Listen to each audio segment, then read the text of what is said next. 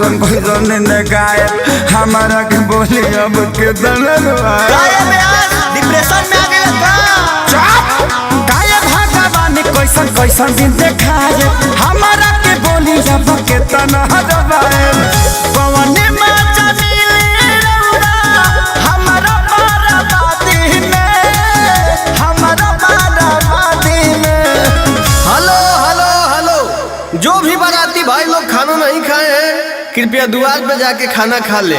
ए भाई हाँ ये गांव के हुआ। हाँ हाँ ये का करे के बा बोल अरे तो करे के का बा बरतिया है लियावा खाना खियावा। काहे भगवान तू कैसन दिन देखो लो हमरे के अरे जोरे मन रखो नी चलो चलो बोतल लियावा। आज बोतल चलाए के पराता हमारा अपने लभर के शादी में आज बोतल चलावे के पराता हमारा अपने लभर के शादी में।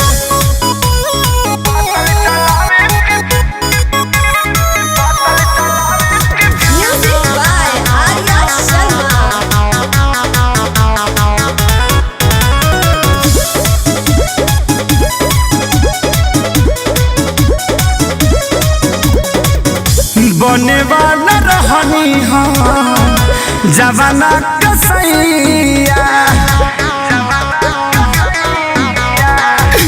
ई साला बुझता रे लड़की के भैया। टेंशन मत लीजिए, गलत फैमिली हो गया होगा। बने वाला रहनी हम जवाना के सैया ई साला बुझले लड़की के भैया लागी कोई हमारा लभ के आजादी में प्यार के आजादी में।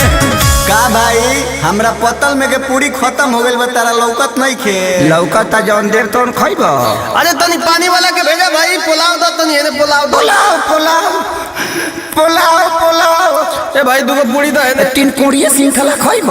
ई कौन आइटम है यार? आज पतल चलावे के पराता हमारा अपने लभर के शादी में आज पतल चलावे के पराता हमारा अपने लभर के शादी में।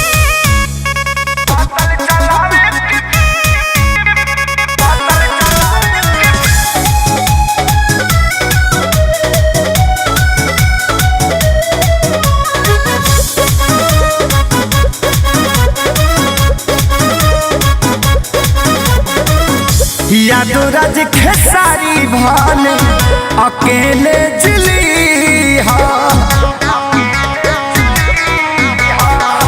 बगल वाला गाँव के लड़की सन के दिल नदी ओए भैया एकरा अलावा कोनो ऑप्शन नहीं खे। यादो राज खेसारी अकेले जिली बगल गाँव के लड़की सन का दिल जाने दिया फंस गई हम